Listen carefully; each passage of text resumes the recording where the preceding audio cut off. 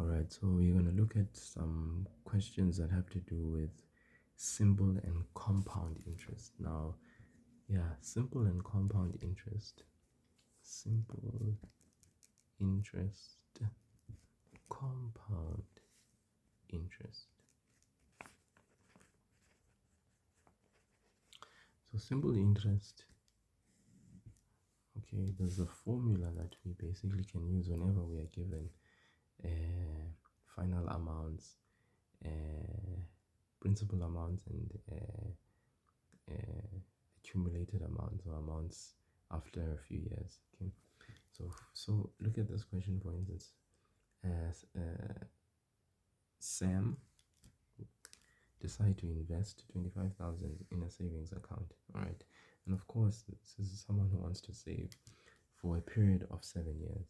So calculate the amount of money he will have in the bank at the end of 7 years if the bank agrees on an interest rate of 15.7% per annum compound interest. So compound interest, right, there's a formula for compound interest, and it's 1 plus I to the power n. Very, very important. Compound interest. P stands for principal amount. Okay, the amount at the beginning. All right, basically, the if it's a savings sort of like approach, then someone is wanting to save amount of money, it's the invested amount at the beginning, right? But if it's a loan that is taken out at simple at compound interest, then it is basically the loan taken at the beginning. That's P, right? Very, very important. Then A is the accumulated amount. It's the amount of money after a few years have passed, right? And the future value, okay? The accumulated amount, right? Obviously, this is P is going to be less than A. A is going to be greater than B. That's very important because this is a growing amount. Unlike what we did in compound decay, all right, or reducing balance method, because we were talking about amounts going down, the decreasing in value. That's why, for instance, for compound decay or reducing balance basis, we were experiencing the phenomena of P being greater than A, right? Because we were talking about amounts going down, right? From the beginning, they were up and then they're going down because a certain item is losing its value over a period of time. Okay, so compound interest is exactly this, as it's us wanting to make money grow. So which means at the beginning we're going to have a certain amount of money, and over a period of time it's going to grow. So compound interest, we first obviously know that which formula we'll be dealing with. It's this one because it's compound interest. Then we need to collect our variables, a pin. So A is equal to, we don't know what A is, that's what we want. We want to know how much money we'll make after 7 years. P, the amount that we invested at the beginning. Sam invests how much? 25,000 rand. So we write 25,000 rand, the invested amount. I is equal to the interest rate as a percentage. So we take that 15.7, divide by 100, that gives us 0.157 as the interest rate as a decimal number, and then n, the number of years, the period of time in years, so 7 years. And all we do is we go to our formula and substitute. A is equal to that P value, we write that 25,000 rand, get that 1 plus I is equal to 0.157 to the power what? N to the power 7 there. And all we do is we substitute into the calculator. And here, like I said, please, in your scientific calculator, you let me know in the comment section how much money did Sam make. You can write that in the comment section. Thank you very much, or you can just let me know privately. Then let's look at this situation, this scenario. Ben invests 2,330 rand in a what? In a savings account. For how long? For a period of 9.5 years. Very importantly, 9.5 years. Now we are told to calculate the amount of money he will have in the what? In the bank. If bank agrees on an interest rate of how much, of what percentage? 11.7% per annum on what? Simple interest. Okay, so this time round We're not dealing with compound interest, but we're dealing with simple interest. So what we do is that we have this formula, 1 plus I times the n for simple interest. Okay, especially when we are dealing with a scenario where we are told this person is invested a certain amount. P means the amount at the beginning, then the invest, the principal amount. So let's just collect A is equal to, we don't know yet because we want to calculate the amount of money he will have in the what? In the bank, if bank agrees on an interest rate of 11.7% per annum, simple interest. We want to calculate the amount of money he will have in the bank. Remember, that's the final amount after a period of time. A is equal to P we know is 2,330. I is equal to 11.7. We divide by 100, so we know it's 0.117. N is equal to how many years? 9.5. So we know 9.5 is not 9.5 years. Okay, yeah. One thing I want to remind you to not ever forget here is to write the symbol for the amount of money. That's one thing you don't want to lose out on. Okay, yeah, because if it's in rands, please make sure that that's the case. Then we go and substitute it into the formula. A is equal to P1 plus I times n. That's the formula we'll be using. We substitute, so that was 2,330. 1 plus the I is 0.117 times what? Times the n, which is 9.5. Okay, sorry, that's just a multiply. I'm sorry about that. Okay, then you can punch this into your calculator, and I'm sure you can tell me what the value. Please don't forget the R because it's amount in rands. Very, very important thing. Someone else could have done the same question in the following way, because remember, for simple interest we do have this formula. Some of you may know it as this, or some of you may know it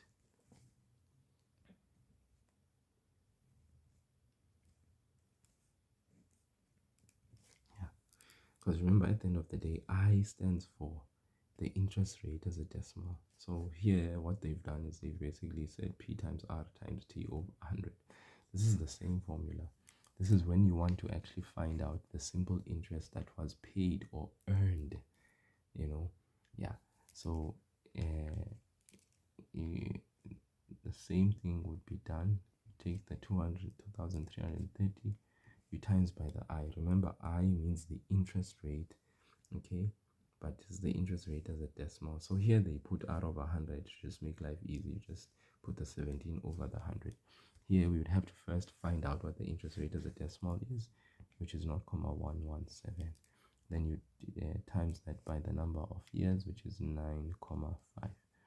Okay, same formula here. You would just do times what? 11.7 times the 9.5, but you divide all of that by what? By 100. At the end of the day, you are going to get the same amount. So this would be the interest paid, or the interest that you were able to get from having invested 230,000, right?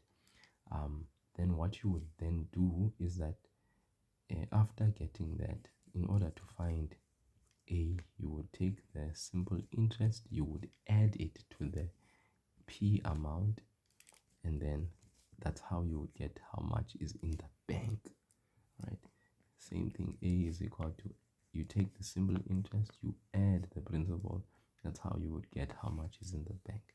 I'm saying this is an alternative way you could get the answer, right? What you should notice is that the answer you get here is the same answer that you get there. Okay, yeah, because they want how much is in the bank. Okay, so in the comment section again, you can just tell me how much Ben has in the bank in the comment section. I just want you to be able to utilize your calculator and verify the answers that you get. So this would be an alternative way of doing the very same problem that you did here. Okay. So that's compound and simple interest. Okay. Yeah. So yeah, man. I'm just thinking as well that I don't know if you guys have done VAT as well. I saw in your worksheet that you guys have VAT. So for instance, I'm thinking about this. An item costs 816 Rand 20 cents, including VAT. Calculate the price excluding VAT. Right. So I don't know if what is the accepted VAT value that you guys are embracing or accepting in your school, depending on what it is. I don't know. Maybe you are accepting 14% or 15% as your VAT percentage. But nonetheless, if they are saying an item costs this amount of money, including VAT, then that means inside this amount, VAT is already there. Now you need to calculate the price excluding the VAT. Right? So what do we want to do? We want to find out how much. So if you guys have accepted 14% as the VAT percentage, then you'll say 816 times 14 over 100. If it's not that one, if you have accepted 15% as the VAT percentage, then you say 816 Rand times 15 over 100. So I'm just going to check those values just quickly for us as to what do we get.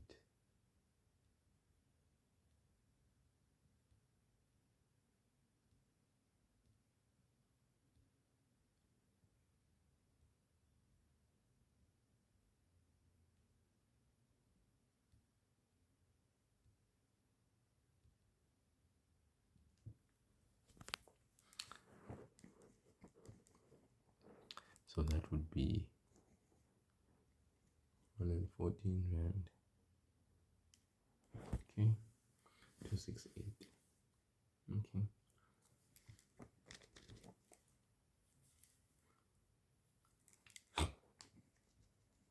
So the price excluding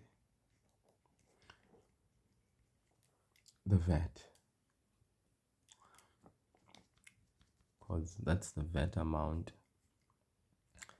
So that would be equal to you minus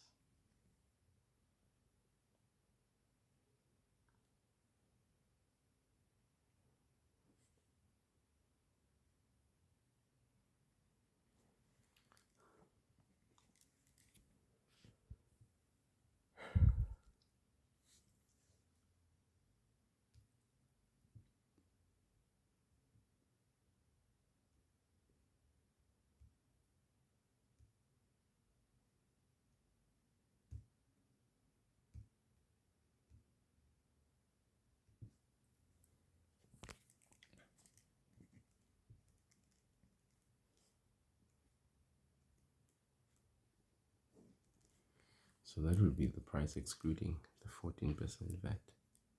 Okay, so that's very important.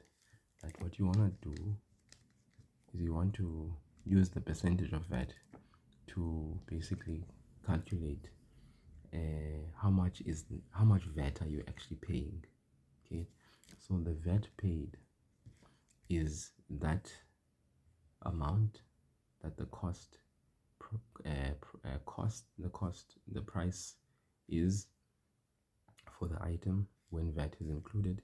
So what you want to do is you want to pull out the VAT. So you're going to calculate what is the VAT amount by timesing by 14 over 100, whatever the VAT percentage is. Then basically you get 114 Rand, that amount.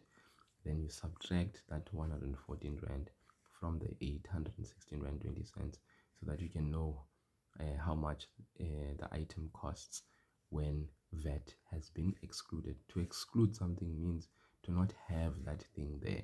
So we need to subtract VAT from that item so that we know how much we would be paying if there was no VAT in it. So yeah, yeah. If it was 15%, then you can check out you can do the calculation and you can repeat the same process that you have seen me do down there. Okay. Okay.